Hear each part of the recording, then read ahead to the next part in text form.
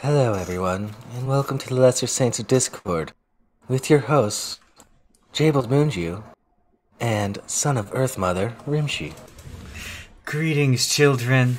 Today we are going to play for you a selection of Tibetan healing bowls. This will just jumpstart the healing energy in the body. And Rimshee appears to have the wrong screen up at the moment. oh, shoot. Why the hell did it switch on me? There we go. Hello, everyone, welcome to Lesser Saints of Discord, your one and only pre-show to the YouTube Saints. Coming at you every Friday at 4:30 p.m. Standard Time, 7:30 p.m. Eastern Standard Time. I've said that over 53 times now. Motherfucker. Alright. Nobody's even watching yet, so it's all good. Yes, but they will be. It's just us. Well, actually, most of our views come in on Saturday. Yeah. People rewatching. Yeah, so this is for the Saturday crowd. The people that rewatch. I love you. I'd hope you watch live at some point. Join the But chat. we get it. We get it. Yeah, totally get it. It's Friday night. I'm gonna send D6 the link. He better click on it. Oh, that bitch. You know, we can always have him on the show. Yeah, we could. I don't know what we'd talk about, but yeah. He's online now. Yeah, he's online right now. But who knows for how long. Yeah. And he's still getting used to not doxing people he knows. Yeah, when he stops doxing you, maybe we'll see. He likes to use first and last names of people he knows. I've noticed that. Yeah. He doesn't think to come up with something. Or just start with, my friend. He'll learn. Like my buddy, the only black dude in Seattle.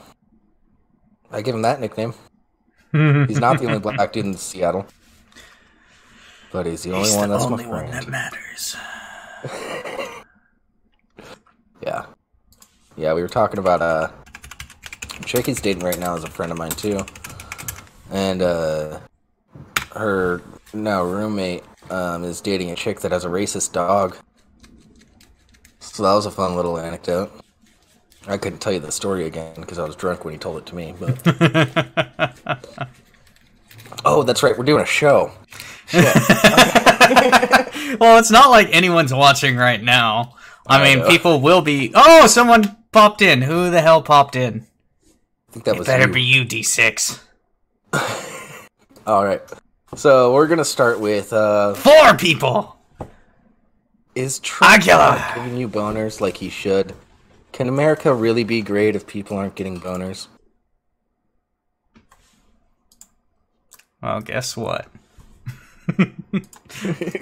Well, guess what? Has Trump wrecked our sex life? Post-Trump Yes. sex disorder is real, says sex therapist. What? Keep in mind, this is from the very, very reputable site, salon.com.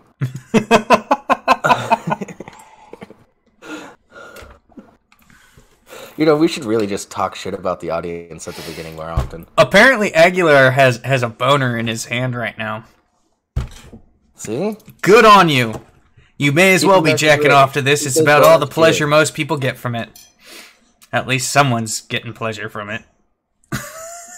Make boners great again. Alright. Hashtag me too. Oof. Oof. I do most of these streams naked, so I don't know. Yeah. I won't tell you what I'm wearing. I'll give you a hint. Depends. It may or may not be a gimp suit. Sure you're not wearing Depends? No, I'm not wearing Depends.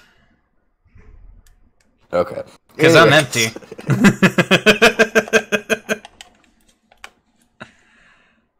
Oof. Interesting pre-show, guys. Yeah. You missed out. You missed out on some gold. I wouldn't call it gold. Rimshee and I have reached that state where we can talk to each other while we shit. I exist in that state perpetually. Like, I can talk to anyone while on the pod. Boot camp does weird things to you. Yeah. Like, no joke. It gets to the point where by the time you're done, it has been at least a month, probably more, where you have literally sat there on the pot and just had a conversation with the guy across from you. There is no door. You're looking him in the eyes because there is no door. Just having a conversation.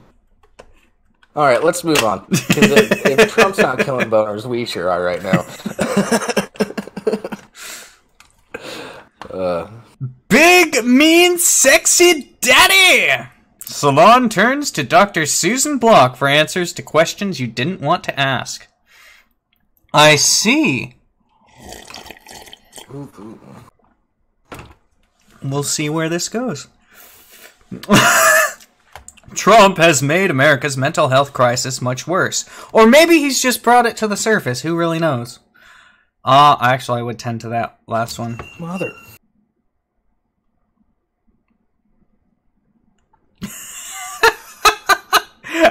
Yeah, no, I gotta answer. Aguilar, yeah, we've heard stories of that. Apparently they didn't want you reaching next to you and grabbing the guy by the dick and giving him a handy, so they put up the stalls. Navy ruins everything. Anyway, beginning with his presidential campaign and through to his third year as president, the United States has experienced an increase in anxiety, suicide, depression, and other mental health problems. The President of the United States is also a role model. That is a weird sentence to follow the previous one.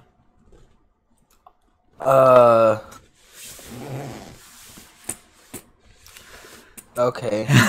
His or her behavior influence... Oh, general statement, not President Trump. Okay. His or her behavior influences the public. And as documented by Dr. James Gilligan in his book, Why Some Politicians Are More Dangerous Than Others, Trump's assault on the country's mental health is part of a much larger pattern. The Republican Party and the conservative movement have, for decades, advanced an agenda which has hurt the overall health and well-being of most Americans. Okay, can we address this Trump derangement syndrome No, nonsense? let's wait till this is done, because we're going to be repeating ourselves if we do that. Alright. Repeatedly. Donald Trump's negative impact on mental health extends to the intimate sexual lives of many people as well. What is post-traumatic Trump disorder? How does Donald Trump's misogyny and other unhealthy behaviors towards women reflect deeper systemic cultural problems in America around gender, sex, and intimacy? In an effort to answer these questions... God damn, this is hard. It is salon. I'm trying to make this like a sex column. I'm just not sure that I'm the right person for it. If Miss Rimshee was here, I would totally get her to read this. I'm gonna go back to normal. Anyways. In an effort to answer these questions, I recently spoke with Dr. Susan Block. Dr. Susie is the founder and director of the Dr. Susan Block Institute of Erotic Arts and Science. Block is perhaps the most known for her HBO TV special, Radio Sex TV with Dr. Susan Block, and appearances on HBO series such as Real Sex and Cat House. She is also a New York Times best-selling author and has been a frequent guest on such TV shows and networks as Oprah, Nightline, and MTV. Her most that's a glowing resume for impartiality. What? She's so impartial. She's been on Oprah. Oprah, I tell you! You can't get much more impartial than that. Yeah. Her most recent... Her most recent book is The Bonobo Way, The evolution of peace through pleasure. Yeah, well, we're some weird hybrid between bonobos and chimpanzees. Those are our two closest relatives. Yeah, we like to fuck like bonobos. We like to fuck like bonobos, but we also like to smash skulls like chimpanzees. It's a cool combo. Oh yeah, it's so metal. I buy fake skulls to smash while I'm smashing my girl. Okay, bad joke. Yeah, why would you use the fake ones? The real ones are so much more satisfying. Because I didn't want to seem like a sociopath. You don't have to be a sociopath to be smashing skulls. As long as you don't ask where they come from. You can talk to the grave robbers all you want. I know a dude with a human skull. I have been sworn to secrecy. Anyway. How has the age of Trump impacted the American people's collective mental health and also their intimate lives? It has a big impact for some reason. For some people, Trump's campaign and presidency has created a type of PTSD. Why the fuck are we overdoing PTSD? Hold on, read the next bit. What I call post-traumatic sex disorder. Post-Trump. Post-Trump. Sex disorder. Post-traumatic sex disorder. So this part of the article pisses me off. Because you are devaluing PTSD, which a lot of people legitimately have. Yeah. I know, my roommate had PTSD. Bullshit.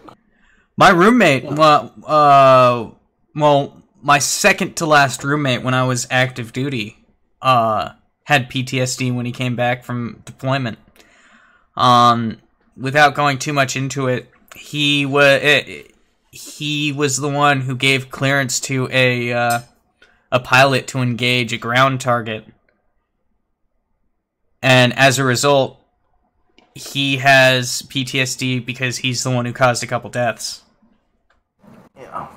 I mean, that stuff happens. There's also women who get PTSD from being raped. Yep. And valid source of it, too. You are devaluing people that have been through true trauma by calling this PTSD. Yeah. So, fuck you, Dr. Susie, or whatever the fuck your name is. Yeah, Little Miss Fuckface. This article got deeper than I thought it would. I'm not even sure I want to finish it, because I don't It looks fucking long. Yeah, that's pretty fucking long. They're not fucking because Trump is scary. Good, I don't want those fuckfaces breeding. Sorry, I just scrolled through the art. That's a pretty long fucking article. Yeah. At least finish this paragraph. Alright, where was I? Alright. No, we'll go into the next one because I see something that I want to comment on.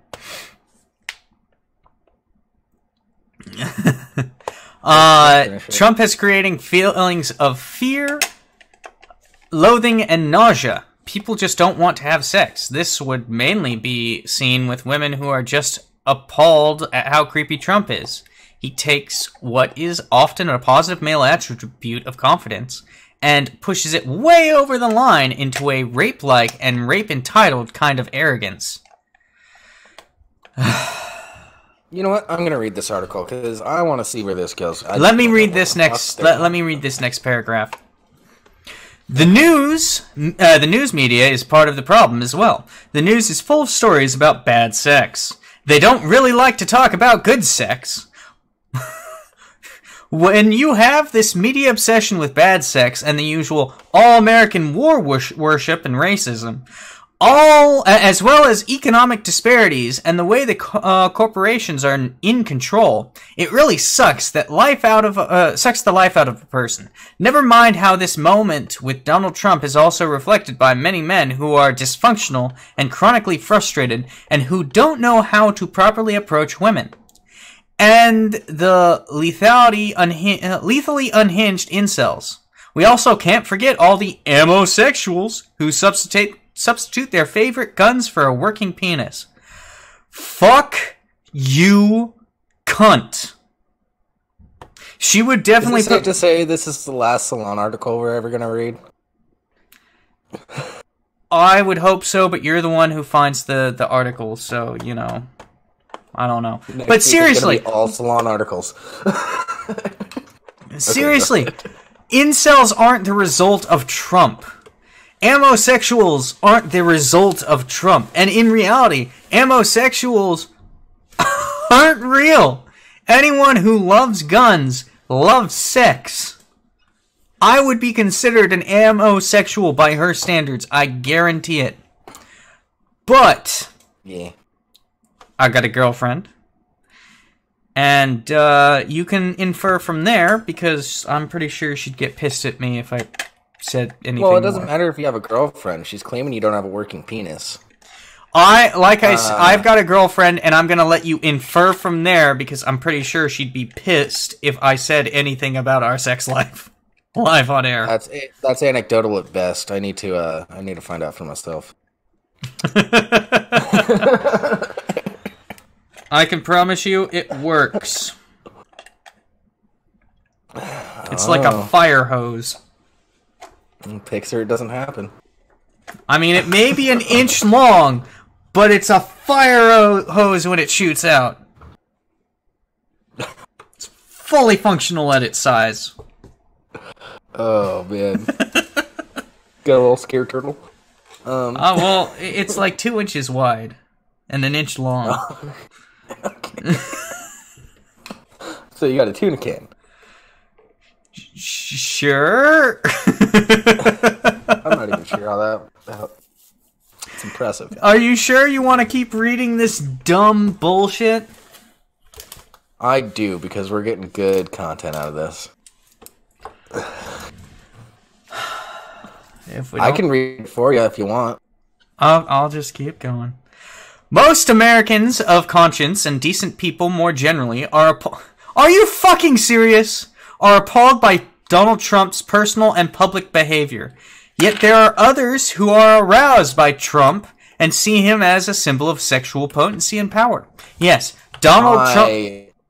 What? Don't know anybody that sees him as a symbol of sexual potency and power. Also, maybe be a power. decent person and have a thick skin. Maybe power. Maybe power. Sexual potency. He has kids. But doesn't Ivanka Trump spend all her time at Trump Tower with Barron, and Trump is never there? You mean Melania? Yes. Maybe? I don't know. I know she spent some time at the White House. but this is a thing that this is a thing most Americans of conscience and decent people more generally. That's a generalization that is not accurate. It's unwarranted. It's based on the idea of if you're not an American of conscience or a decent person, then you if you are appalled by Trump's personal and public behavior, then you have to be a person of conscience and a decent person. But if you aren't appalled by it, then you can't be. It's a false dichotomy based on their own ideology. And we're getting too much into politics on this one. This is just... what the fuck? Man, and I tweeted out saying we weren't going to talk about politics. Ah, fuck it. Fuck it, we're moving on. Like through the article or next article? Next article. This is... if you want to read this fucking swill worth of shit... Drivel. And let's read the last paragraph. What the fuck do they end on? Well, last section. What advice do you have for people who are experiencing post-Trump sex disorder? How can they salvage their intimate lives in a time of such fear, anxiety, violence, and worry? First of all, I believe in the importance of pleasure. I think too many people are on the right denigrate pleasure. Too many people on the right denigrate pleasure as sending you to hell. Of course, they are very hypocritical about that, and there are too many people on the left who denigrate pleasure as being selfish. Pleasure, when you... That I don't necessarily disagree with. Pleasure, when you are sharing, is the opposite of selfishness. You're really reaching out to your fellow humans.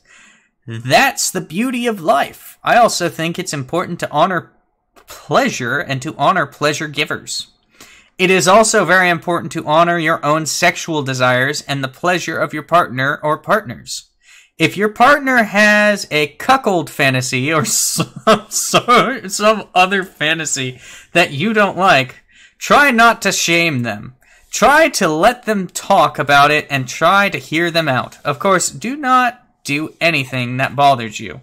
I think there are so many people who shame each other over our human sexual desires. It's kind of a favorite American pastime.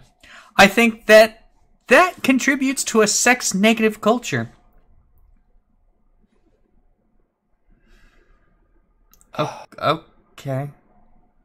And who the fuck is this bitch again? Which mic are you talking about, Cynic? This is Salon. Oh, was he asking if it was mic.com? Or whatever? I think so. Explain yourself, Cynic. Dr. Susan Block is dumb. Oh, he doesn't like your mic. Why don't you like my mic?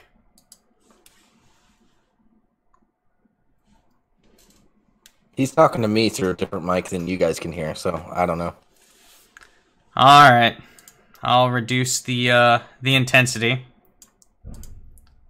I was yelling, so that's probably why it was blowing out. Alright.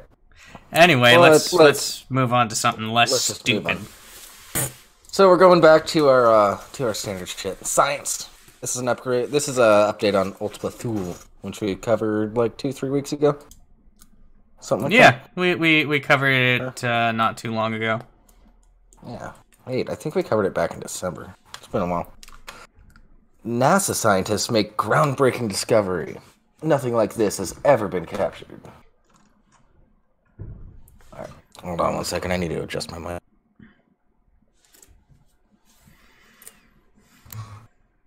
Alright, What the hell? Oh god, this is such a short thing. Oh, it's broken up by a bunch of shit. Okay. Never mind. Yeah, and they made the text super fucking tiny, too. I've got this. If you're having issues, I've got this. No, I got it. It's all good. I just had to find where it starts, because it's broken up by so much other shit. NASA researchers caught a new glimpse of Ultima Thule as one of their spacecraft flew past the distant object located 4 billion miles from Earth. Scientists at NASA may have to re-evaluate not just the shape of the object itself, but also their understanding of planets. The event was hailed as rare by Alan Stern, the principal investigator on the New Horizons mission. He said, "Nothing quite like this has ever been captured in imagery. We've never seen something like this orbiting the sun." New Horizons project scientist Hal Weaver said, "This will undoubtedly motivate new theories of planetesimal formation in the early solar system." Ooh. Originally described as being like a snowman, the new images show it to be more like 2 pancakes. Huh. Interesting. It was called the Snowman, as Ultima Thule resembled 2 spheres sitting on top of each other, but those have now been defunct due to the new images. Mr. Stern said, "We have an impression Ultima Thule, based on the limited number of images returned in the days around the flyby, but seeing more data has significantly changed our view. it would be closer to reality to say Ultima Thule's shape is flatter, like a pancake. But more importantly, the new images are creating scientific puzzles about how such an object could even be formed. That's a lot of shit. Okay. Ultima Thule floats on the edge of our solar system in the Kuiper Belt and had originally thought to be an oval-shaped. Editors, do your damn job.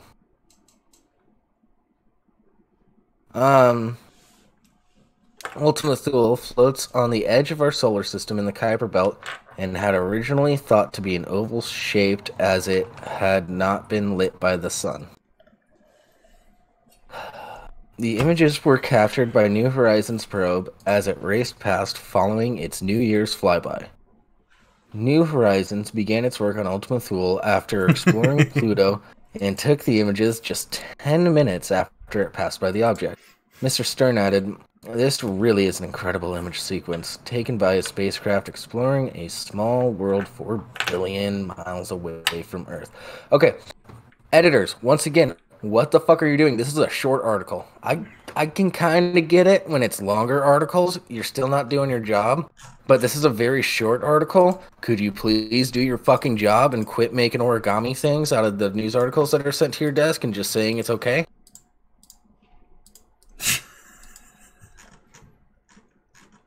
Fair? Is that fair? I think that's fair. Fuck.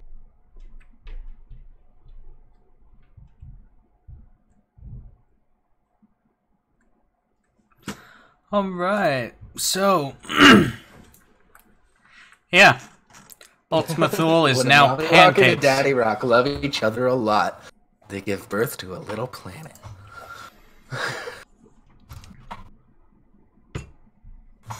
Okay.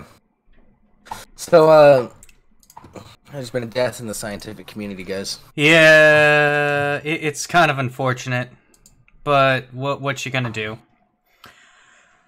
Rest in peace, Opportunity Rover. Here are some of the best images, and we'll click through the 10 that they have here. This one's pretty cool. The saddest part. Do you know what the last transmission NASA received from no, I don't know what the last transmission was. The last transmission was, "My battery is running low. It's getting dark." Oh. That's sad. That is sad. Oh, that is a beautiful image. Number 2. Oh, yeah. A dune field is seen on the floor of Mars Endurance Crater, photographed by NASA's Opportunity Rover. Yeah. Oh, Cool the day she launched. Oh. An iron meteorite. That is really cool.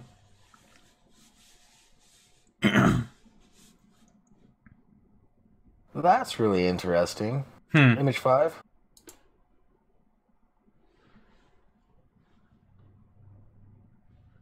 Those rocks look like they were legitimately placed. Well, they were purposefully placed.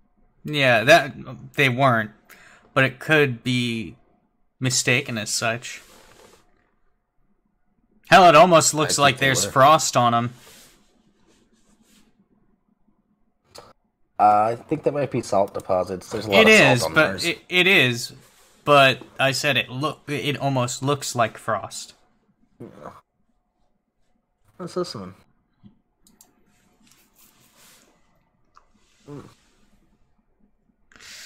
Amazing how a 9-month mission turned into fucking, or a 90-day mission turned into 13 years. That looks like it should be full of water. That is an incredible image.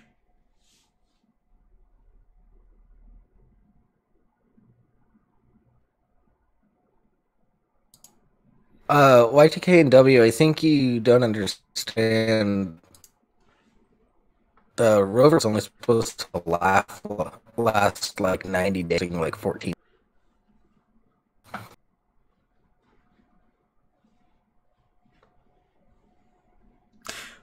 Yeah, he was designed for a 90-day experiment and has been running ever since.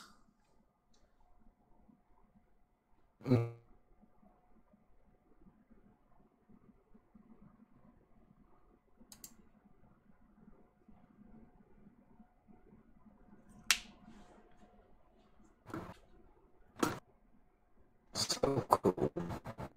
There actually is an article. Yeah, there's an article.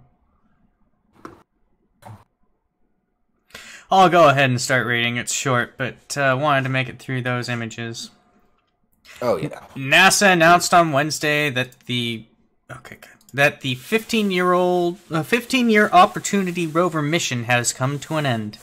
After the rover stopped communicating with Earth during its encounter with a major dust storm in June. Opportunity's last communication with Earth was received on June 10th, 2018.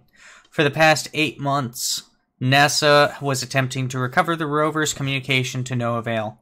The June dust storm was described as a global event from Mars by NASA's Jet Propulsion Laboratory. NASA's Mars Reconnaissance Orbiter was able to photograph Opportunity in September from a height of 166 miles above the Martian surface. The rover was designed to last 90 Martian days and travel just 1,100 yards.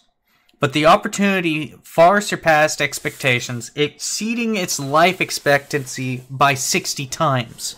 The rover's main objective was to gather information about the history of Mars's climates and to seek sites that may have once been favorable to life. Its findings at Meridian Planum suggested the location may have been habitable at some point in the planet's history, Space.com reported. It is because of trailblazing missions such as Opportunity that there will come a day when our brave astronauts walk on the surface of Mars, NASA Administrator Jim Bridenstine said of the news. And when that day arrives, some portion of that first footprint will be owned by the men and women of Opportunity, and a little rover that defied the odds and did so much in the name of exploration. Barack Obama posted one of the rover's images on Instagram on Wednesday, writing, "Don't be sad it's over. Be proud it taught us so much. Congrats to all the men and women of NASA on a Mars rover mission that beat all expectations, inspired a new generation of Americans, and demands we keep investing in science that pushes the boundaries of human knowledge." Opportunity achieved much in its long tenure on the Martian surface, including sending more than 217,000 images back to Earth, some of which can be seen on the slideshow above. How the fuck could they narrow it down to 10? Yeah. Like, in all honesty, the NASA Opportunity rover is fucking cool. It's a fucking cool story. Now, the big issue with it, they made the mistake of putting it in a position where it required the sun to power itself. All subsequent rovers have had nuclear power plants on it, or something to the like. I forget exactly what it is they have on it, but it's a internal, long-lasting power solution, as opposed to Opportunity, which has a horrendously ineffective solar panel array, which means that it's easily affected by dust storms, which is what killed it, unfortunately. Or maybe not killed, but caused issues. And those images, like, I gotta say, this one right here, the number 7 Mars Santa Maria crater, this one was probably my favorite of the bunch. This one is so cool.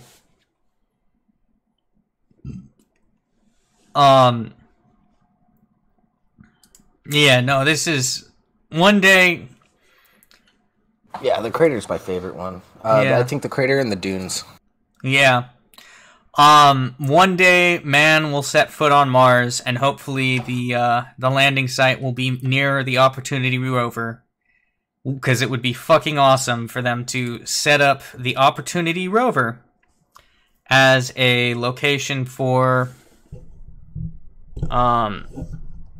where its final resting place as a statue location. That would be pretty cool. Yeah.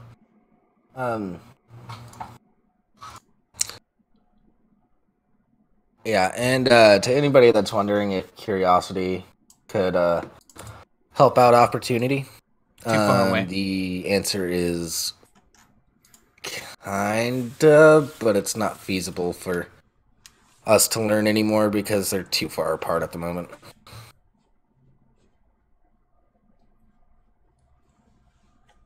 Press F to pay respects. Everyone, give it the let's give Opportunity the good old Saints salute. Pinkies up. Pinkies up. Pinkies up. Bottoms up.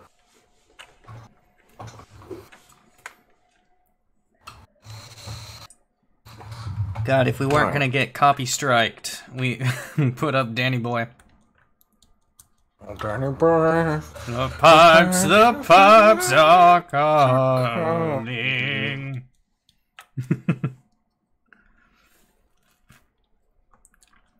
Alright, yeah, it's really sad. However, NASA wants to jumpstart the development of landers to take humans to the moon.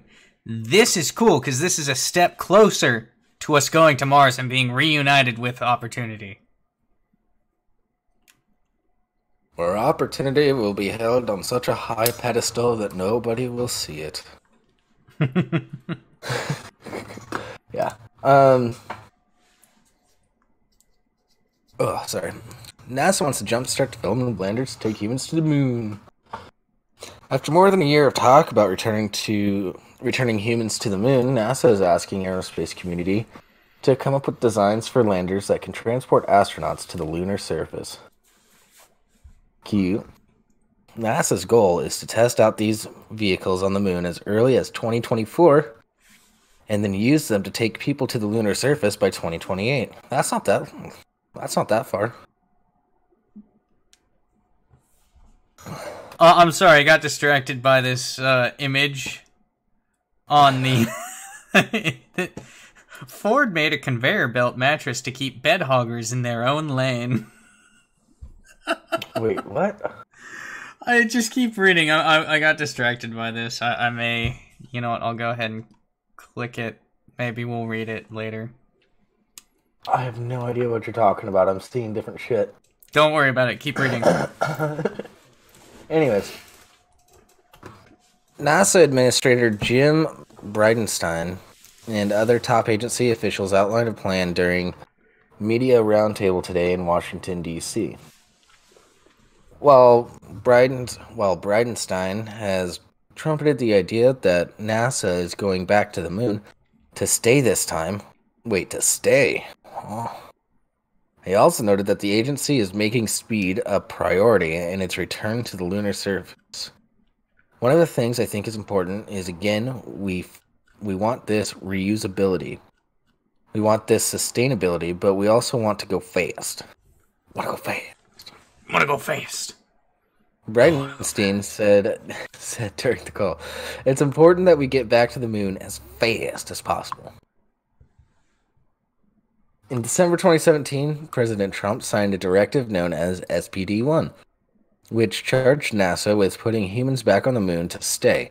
But are we just exiling people to the moon? The moon is a harsh mistress. That's all I can think of during this article all of a sudden. But progress toward that goal has been incremental. Now, NASA wants to step on the girls. They want to go fast. Hey, That's Biotech. not porn. It's about whatever. Yeah. That desire for speed reflected in how quickly the agency plans to make selections of lander designs. NASA will put out a formal request to companies for lander proposals in March, with the goal of awarding and solidifying contracts between May and July. So June. Each individual contract will be worth somewhere between $300,000 and $9 million. That's a really wide range, guys. Bridenstine said NASA is open to both commercial ventures like Lockheed Martin, Blue Origin, SpaceX, and Boeing, and international agencies sending in ideas. Oh.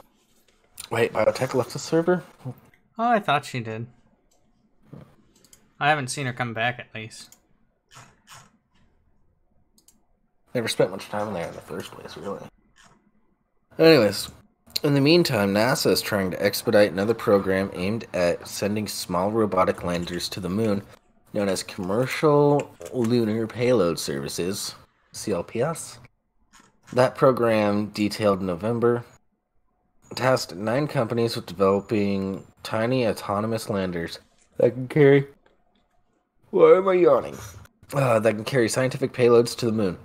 Through this program, NASA will release details on instruments it wants to send to the lunar surface, and the 9 companies will compete to transport that hardware with their landers.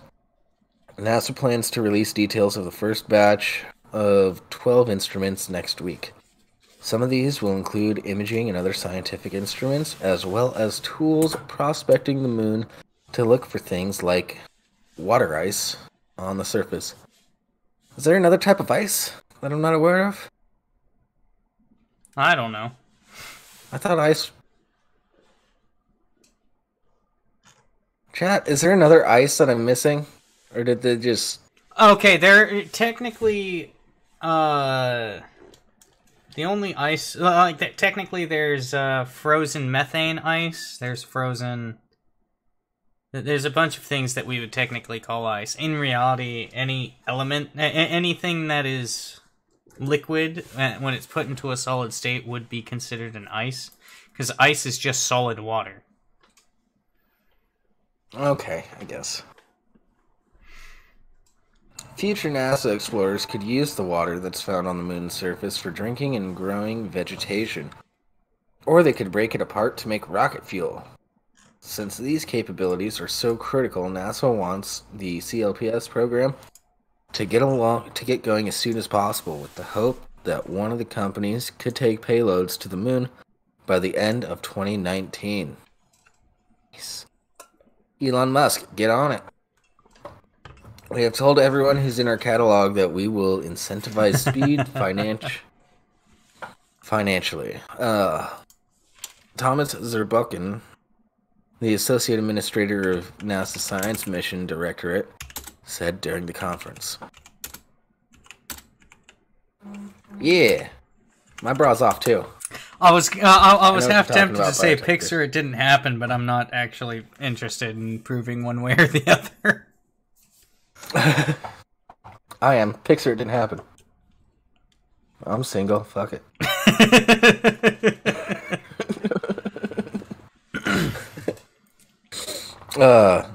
Despite this newfound need for speed, no. Stop. The Verge. Stop. NASA has been slow to figure out the overall strategy for its moon return. Yeah, that was my phone. I'm sorry, Aguilar. Jeez. Yeah, frozen methane would be an ice. I guess. Maybe it's just maybe it's just technically a specific form of solid matter. I don't know. But yeah, frozen methane would be an ice. I think frozen nitrogen would be an ice. I don't know. But you use liquid nitrogen to freeze things. Yeah. How cold does it have to be to freeze nitrogen? Pretty damn close to absolute zero is my understanding. Huh. Yeah, I don't know. Oh, jeez. Biotech, babe, really?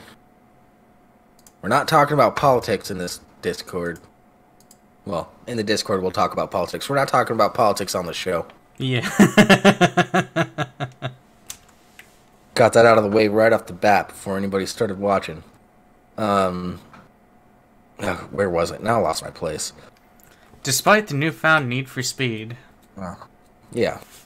Then I got frustrated. NASA has been slow to figure out the overall strategy for its moon return. Over the last few years, the agency outlined a multi-tier strategy for taking humans to the lunar surface.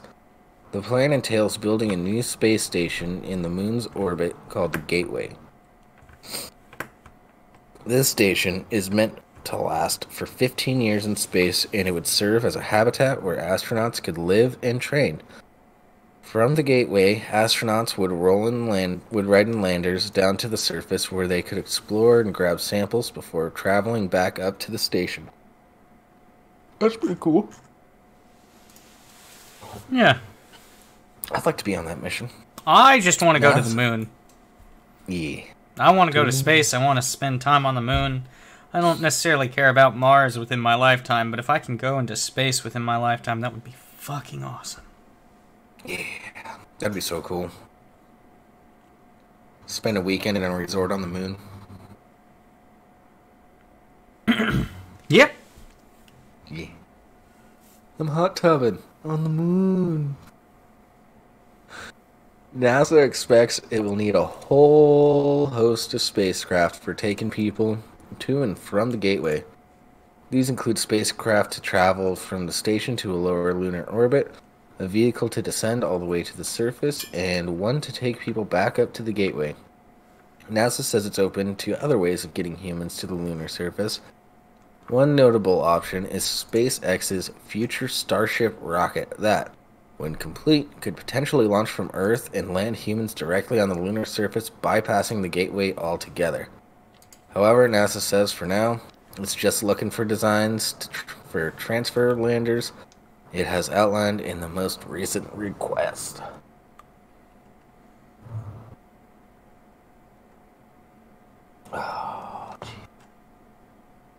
Even with all of this focus on speed, the current schedule doesn't see humans getting back to the moon for nearly a decade.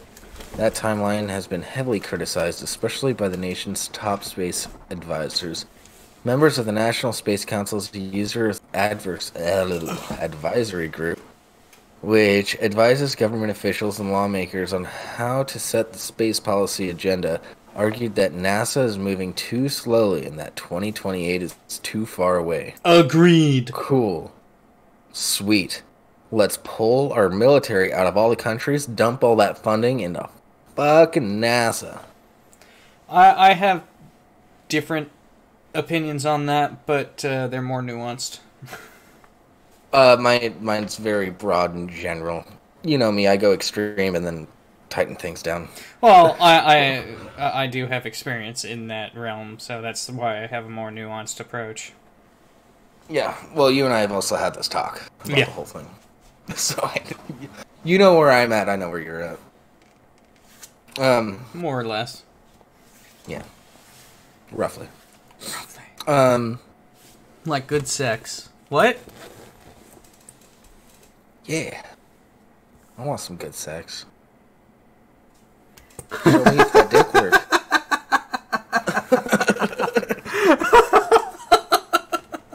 God damn, Y2K. You know what? That actually presents an interesting question. If if you were to somehow be able to get a flat earther to the moon, how would they explain the difference in gravity? I mean, they obviously don't believe in gravity, but how would they explain the difference in the fall rate? Because the atmosphere is more dense than on Earth's, on the moon. There is no atmosphere on the moon. I'm just telling you how they're going to explain it. I'm not saying they're right. They're going to claim that the moon has an atmosphere. They're going to say it's more dense, so things fall more slowly. Yeah, that's it. How the fuck? Even though the equation for density involves gravity that they can't fucking grasp. Well, here's the fun factor. How are they going to explain the globe Earth in the distance? No, it's still flat. You're just looking at the flat side. But they say that there is no, there's no edge of the flat Earth. It's not like a plate or a disc. It's just the bottom of the universe. That depends on which flat earther you talk to. That's fair. It's such a straw man. Or at least that's what they call it. My favorite one that I heard lately was a flat Earth inside of a hollow Earth. That's been my favorite one. That is fucking weird. Is that okay, Y2K, in ship posting, is that a bowling ball with that shit printed on it? Or is that a weird-ass flexible screen? I'm doubting the latter, but I really want it to be that, because that would be fucking cool. Why are you browsing through shit posting? I've got it up in the background. And I just saw it, I saw the BSOD from behind OBS and the chat, and I was like, what the fuck is that?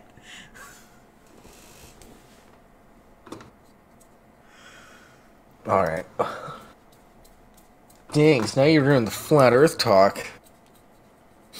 Well, because that would be really cool to have it be a digital Earth that's constantly spinning in time with the Earth. Let me see what you're looking at.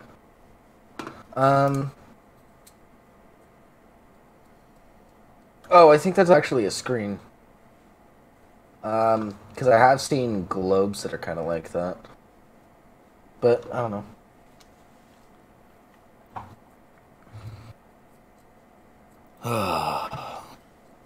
Yeah, I want it to be a screen. Anyway, we can keep going on. Y2K and W, you're saying, I don't care, I just want to watch them take their helmets off when they claim humans can't live in a vacuum?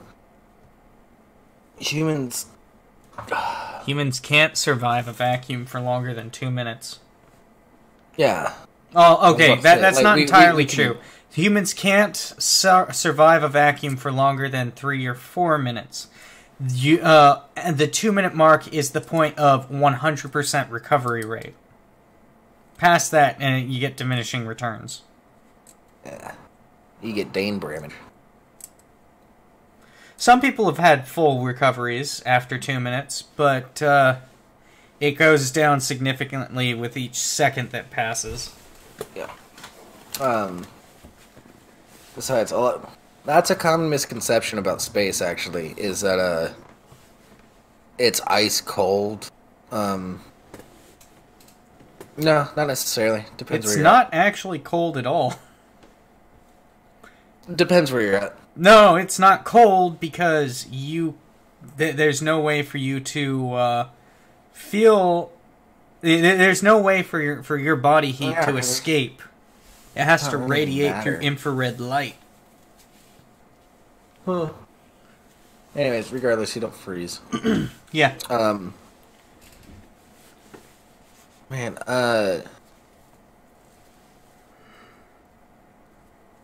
another interesting fact. Apparently space smells like raspberries or some shit. I don't know what's up with that. Raspberries are from space. Okay. Back to the article. Part of the holdup is due to the fact that much of the lunar return architecture relies on 2 NASA vehicles that have been stuck in development for the last decade. A massive rocket called the Space Launch System and crew capsule called Orion. NASA plans to use these vehicles to build parts of the gateway and transport people to and from the new station. However, the SLS has yet to fly. The first demonstration mission planned for 2020. Oh, that's not too far. And both programs have suffered numerous setbacks and schedule delays, making the future timeline of the gateway uncertain.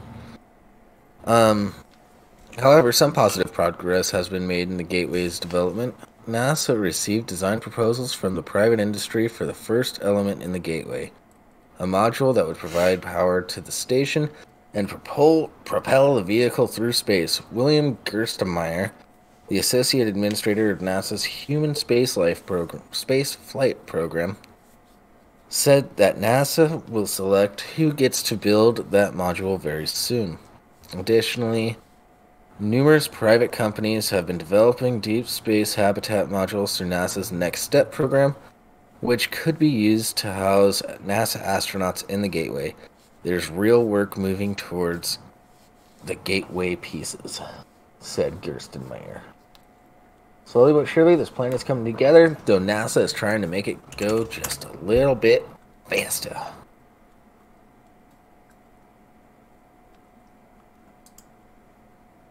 No, not all videos of people in spacesuit is actually underwater. A lot of the arguments is actually the older ones were in water. Some of the newer ones is using modern day special effects and wiring and cables and stuff. Our local fucking flat Earth expert, James Boogly. Yeah. I pissed off my cousin over Christmas by arguing for the flat Earth. I won that debate. Oh, I used to do that kind of shit with when it came to the console wars, PlayStation versus Xbox. At the time I was more of an Xbox person, so I'd always so I knew a lot more about Xbox. But the moment that and anytime a PlayStation fanboy would come up, I'd just be like, oh, Xbox this, Xbox that. But the moment that an Xbox fanboy would come up, I would just rag on him in terms of, no, PlayStation here, PlayStation there. Fuck you, PlayStation wins, blah, blah, blah. They'd always turn red. Yeah, so how I got on the subject of flat Earth with my cousin and pissing him off and everything is he brought up, we were talking about like the internet and like how internet cultures and echo chambers and all that shit. And he brought up flat earthers and I was like, yeah, what about them? They're right.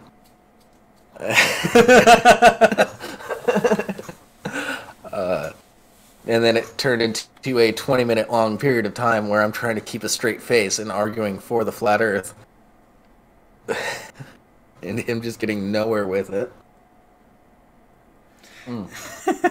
Does he now know the difference? What do you mean? Is he now aware that you're not a flat earther, or does he still think you are? Oh yeah, no, I told him I could only keep it up for 20 minutes. Because he started getting like really red in the face, like getting to the point where he was about to start yelling at me, and I'm like, dude, I don't actually believe in the flat Earth. Just talk to a lot of flat earthers. Yeah.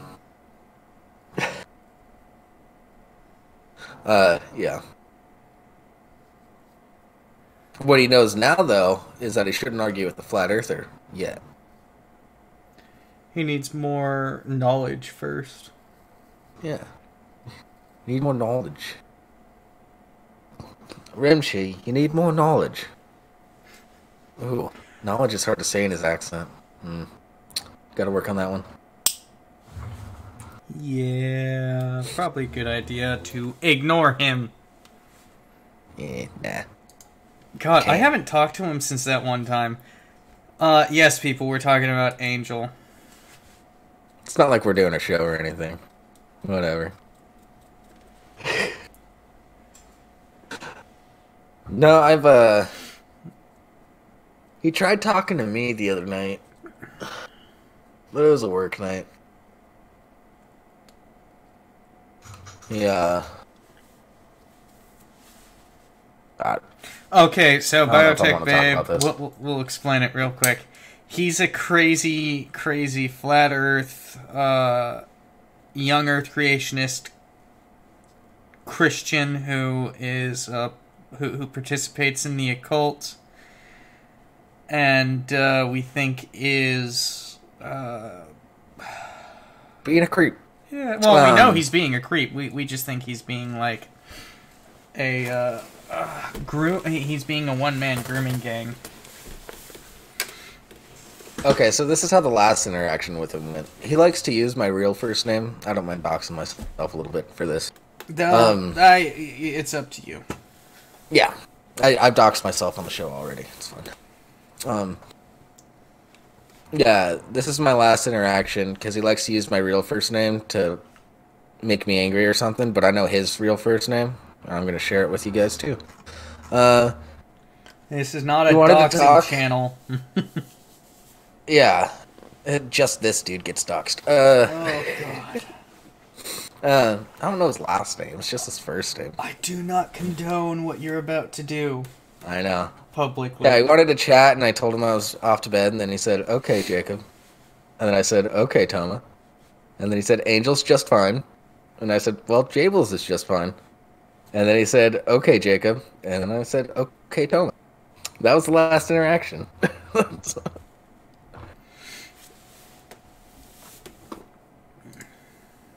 Yes, guys, my real first name is Jacob.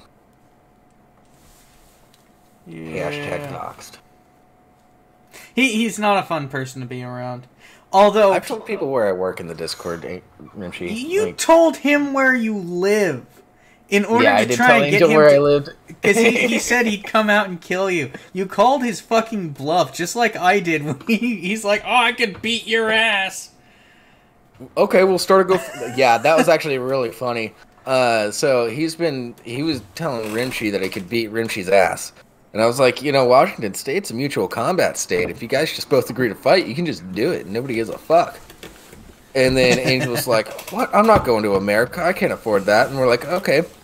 Let's start a GoFundMe. If we start a GoFundMe, will he come? He's like, well, I got to train for like 9 months or something. So I gotta focus on me.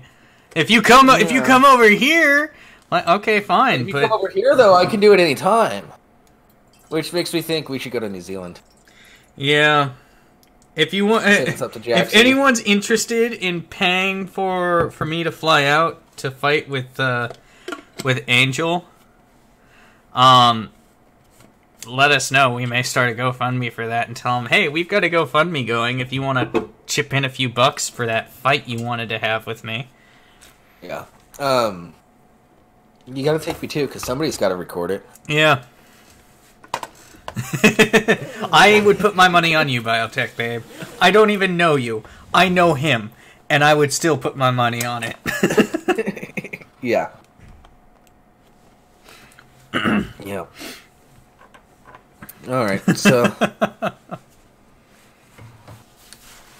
You want to talk about some beast being destroyed by a great white? By the great whites? Oh, yeah. Great white? God damn it. Fucking bullshit. Great I even white. know the title, just... Great whites may have wiped out the biggest shark that ever lived.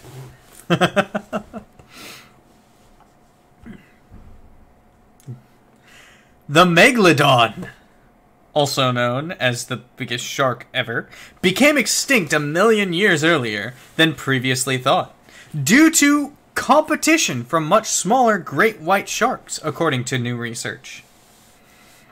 The full paper is published in the Journal of Life and Environmental Sciences.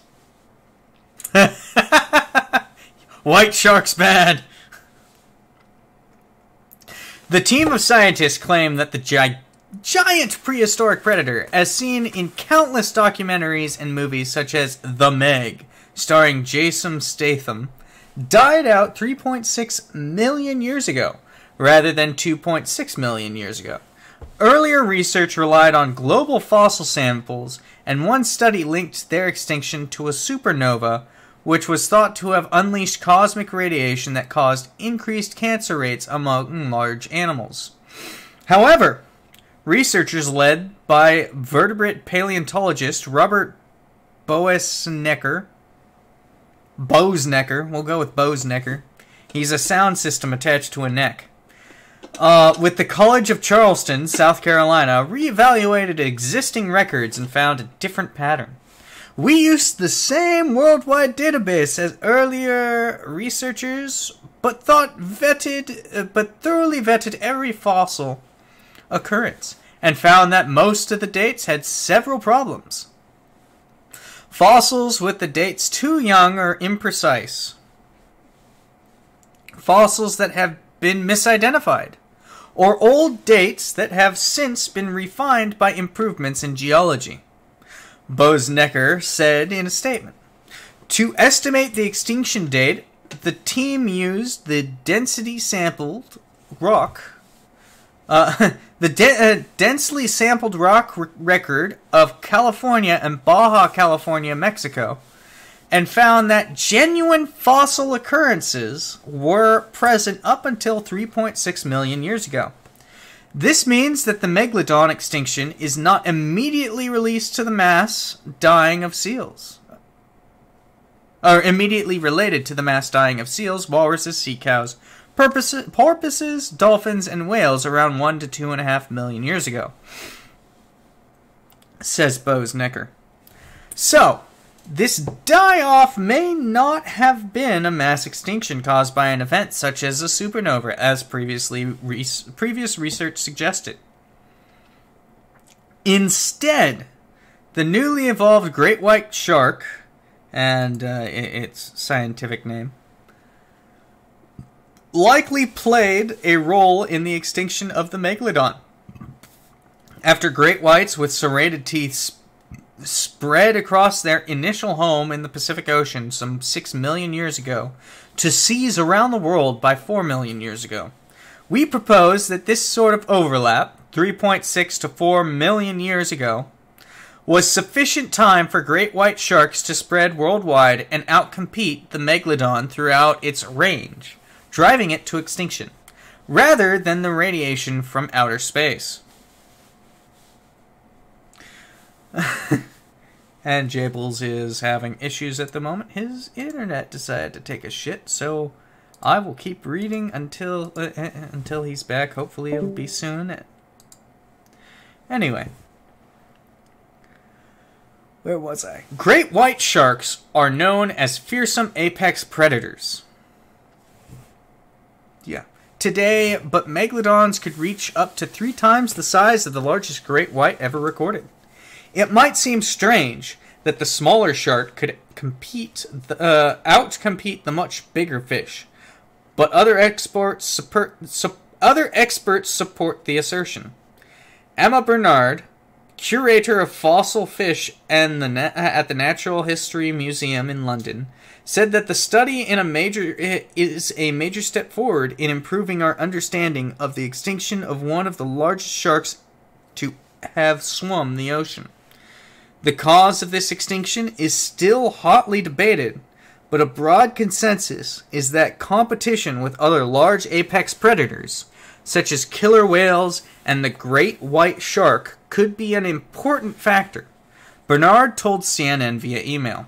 This study used the best quality data available to challenge an old hypothesis on a beloved favorite. It highlights the pivotal role museum collections play in the importance of accurate and detailed recording whilst collecting fossils. And yes, white shark bad, as I said. What the fuck? And for whatever reason they've got right here, baby shark has taken over the world. Here's who's responsible. But I mean, it's kind of I find this interesting, and if Jables pops back in here in the near future, he'll have something to say, I'm sure. But the bastard's having internet issues.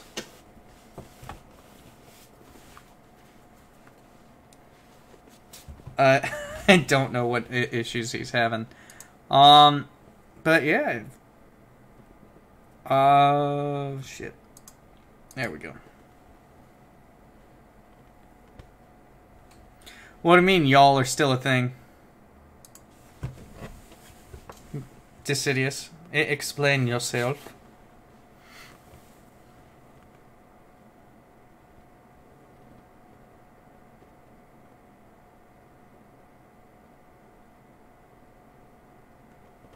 Yeah, we've got a little bit of silence while Jables gets back on. It's hard to play off of someone when they're not fucking there!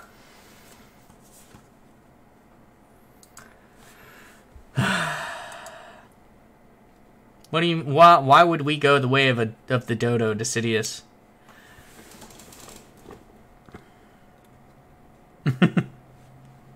Yeah, Waffle is fun. Waffle was a lot of fun.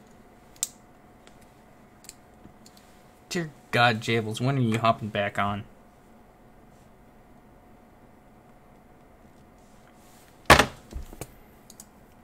Oh, he's back on. Now get in the call. Yeah. So we finished this article, and we've got, potentially, we've got one more to go over, but it's his turn to read. I'm just waiting for him to get in here. To everyone listening in the future, this is quite annoying for us, as I'm sure it is for you. It's just rambling, and...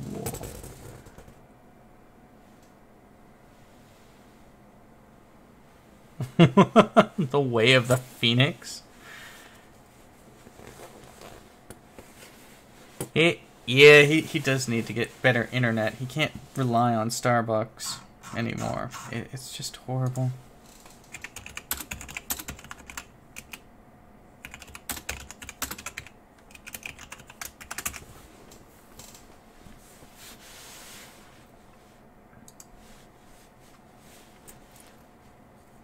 Well, I guess he's got nothing to say on this now, so we'll just start the next article.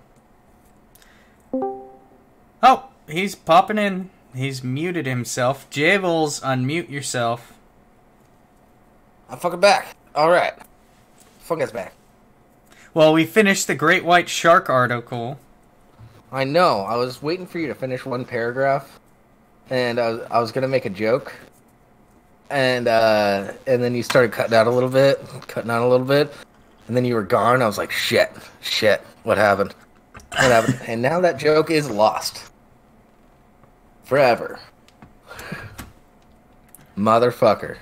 Maybe you should stop My shit is together. My internet Maybe together. You should stop bumming off of Starbucks. No, I bum off my local bar. Thank you very much. Fuck Starbucks. Yeah, you don't seem like the person to drink coffee. No, I used to drink coffee all the time. Yeah, now you drink I go full, Baileys. but when I do drink coffee, I go full stress, my dude. Yeah, you put Baileys in there. No, not all the time. Just 99.9% of the time. No. Anyway, would you like to read the next article? No. No?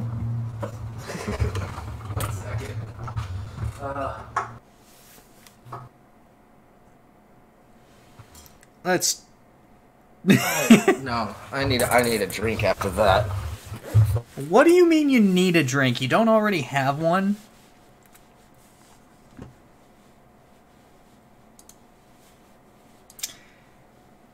God, you're useless. Alright, moving on to the next article. School bus-sized dinosaur had a heart-shaped tail. I have no idea. I haven't read this, and Jables is the one that's gonna be reading it, so he better come back soon! Or is his internet taking another shit?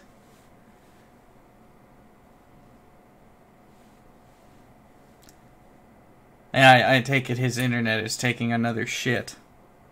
Oh wait, no, he's probably getting some beer or something. He just walks away. Just walks away. Why are you leaving me? Yeah. Alright, we'll just continue with this. With perhaps no coincidence that today is Valentine's Day, since this was...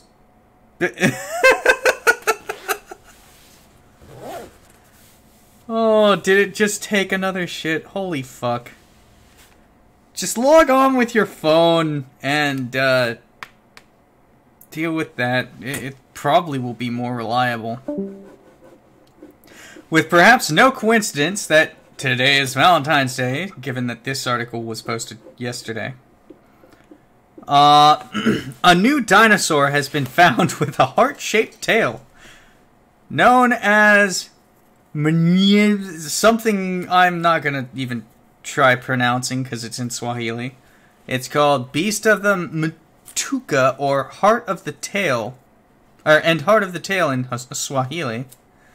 The Titanosaur was discovered on the cliffs of Tanzania.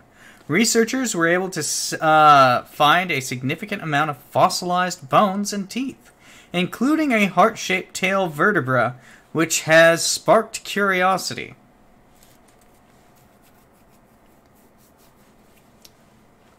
This new dinosaur... This new dinosaur gives us important information about African fauna during a time of evolutionary change, said Judy Skog, a program director in the National Science Foundation's Division of Earth Sciences, which funded the research, in a statement. Are you back? Jables. I think I hear you, but whatever. The discovery offers insight into paleogeography during the Cretaceous. It's also timely information about an animal with a heart-shaped tailbone during this week of Valentine's Day. Fossils of the ancient beast were first discovered in 2004, and it took... Motherfucker! You're back! Sorry. Yeah, maybe. And it took several seasons for a full extraction, 2008 to be precise, of the Cretaceous era bones. Given that not much is known about titanosaurs, which are thought to have weighed as much as 76 tons, the findings may prove immensely valuable, Dr. Eric Gorskak. Okay. Dr. Eric Gorskak, the study's lead author, said, Although titanosaurs became one of the most successful dinosaur groups before the infamous mass extinction capping the age of dinosaurs, their early evolutionary history remains obscure. And this specific species helps tell those beginnings, especially for their African side of the story, said Gorsak in a statement. The wealth of information from the skeleton indicates it was distinctly related to other known African titanosaurs, except for some interesting similarities with another dinosaur, Malawisaurus, from just across the Tanzanian Malawi border, Gorsak added. It's likely that the titanosaur was fairly young, like a teenager maybe, when it died, Gorsak said in an interview with Live Science. There are no teeth marks suggesting it was not eaten, but it likely died a quick death, as noted by the large number of preserved bones.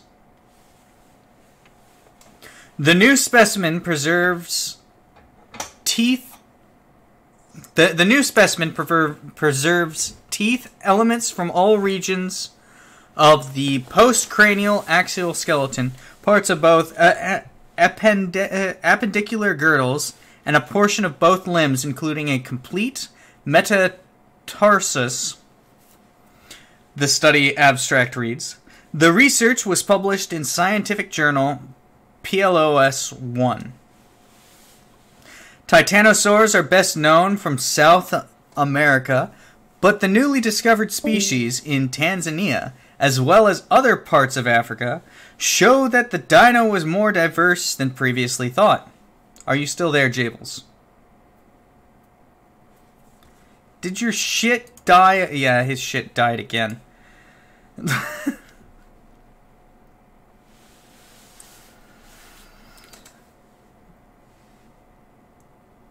The discovery of dinosaurs like this one and others we have recently discovered is like doing a four-dimensional connect the dots, said Dr. Patrick O'Connor, professor of anatomy at Ohio University, in the statement. Each new discovery adds a bit more detail to the picture of what ecosystems on continental Africa were like during the Cretaceous, allowing us to assemble a more holistic view of biotic change in the past, O'Connor added. Yeah, Jabel's internet decided to take a shit again. Honestly, he should just take... Yeah, here he's back. We just finished the article again. We may figure stuff out as we... and he's gone. And he's back. Are you there, Jables? Or did your shit die again? Right as you joined. Yeah, press F to pay respect to Jabel's internet.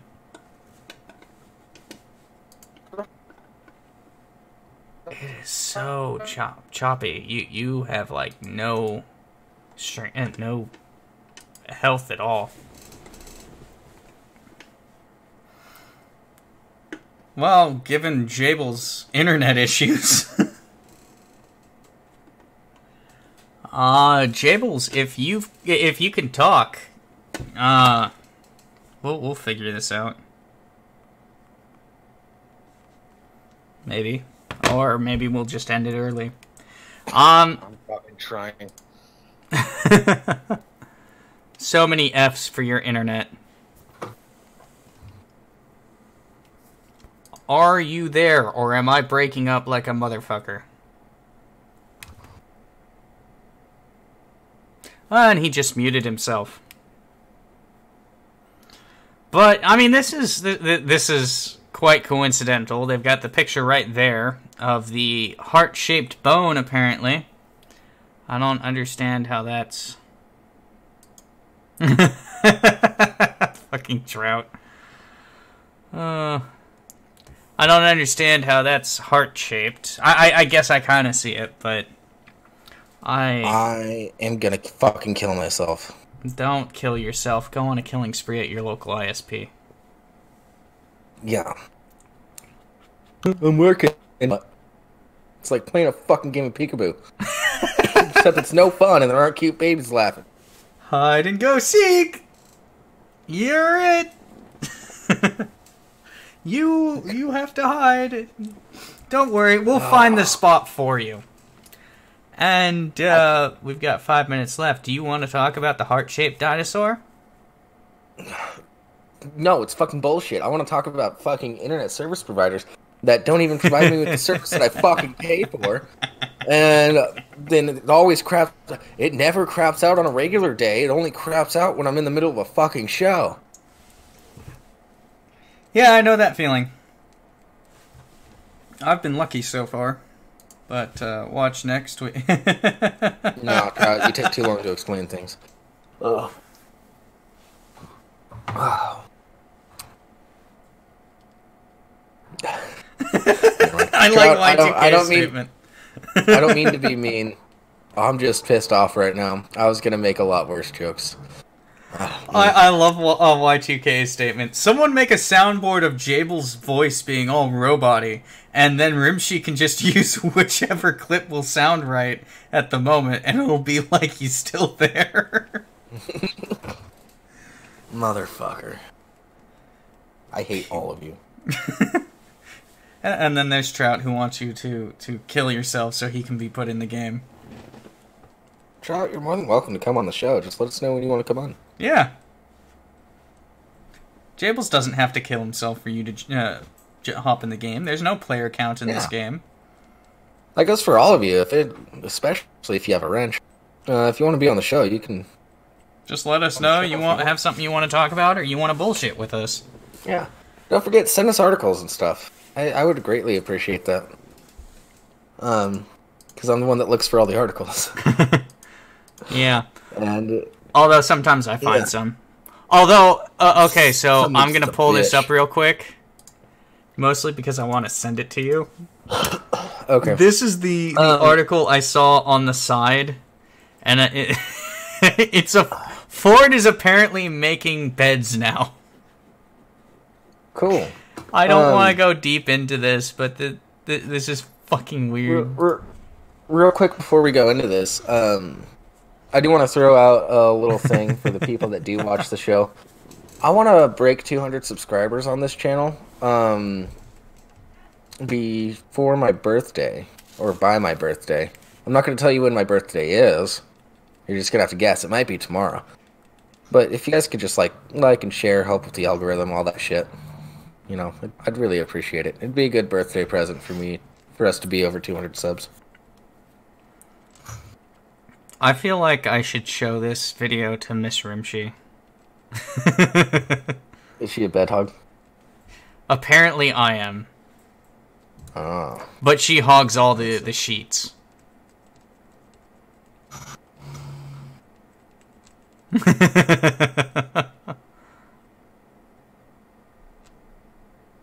I don't understand how this would work with fitted sheets, but the image has been playing in the background because I mean it's almost time for us to leave, but this is fucking weird.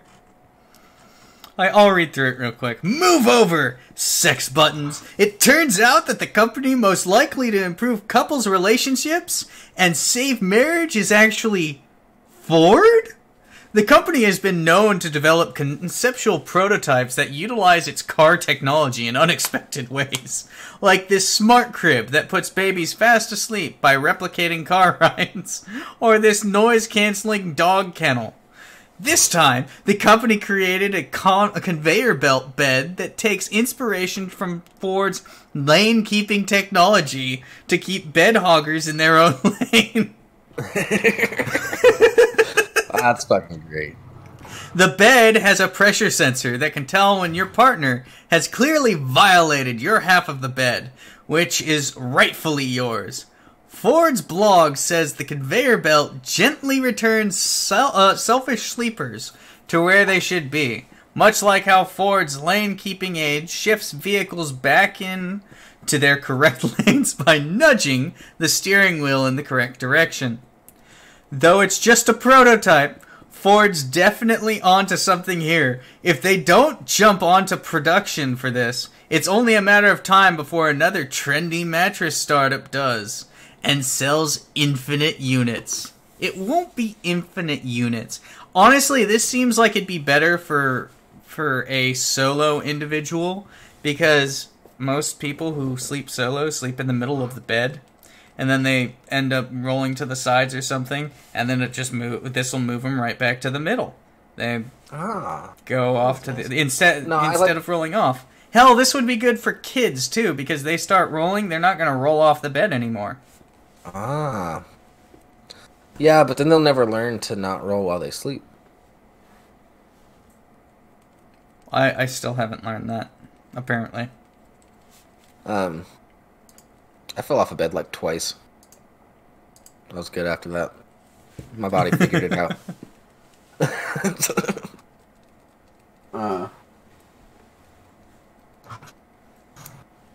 Trout, dude, Trout, just DM us sometimes on like Friday during the day. Yeah, Thursday or Friday. So that's really all it takes for you to get on the show. You just have to DM one of us.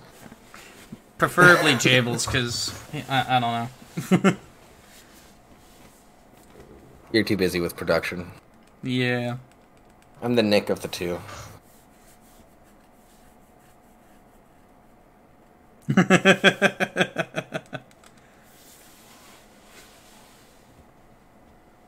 Why would you hop into the waiting room to come on to the show with us, Trout? Yeah, we literally do all this. How am I a Nazi? Because I titled this stream Destroyed by the Great Whites? Wait. Jables is not a Nazi. He just wants a dick in the shape of a swastika on his asshole. Oh, yeah. I highly for disagree sure you with picked it, my new but I mean, tattoo. it's Jables. He's a dumbass. Yeah. I gotta be the dumbass. And I gotta remind people constantly that I'm not actually that dumb. You know, getting a tattoo of a swastika anywhere on your body in any form does not help that. Yeah.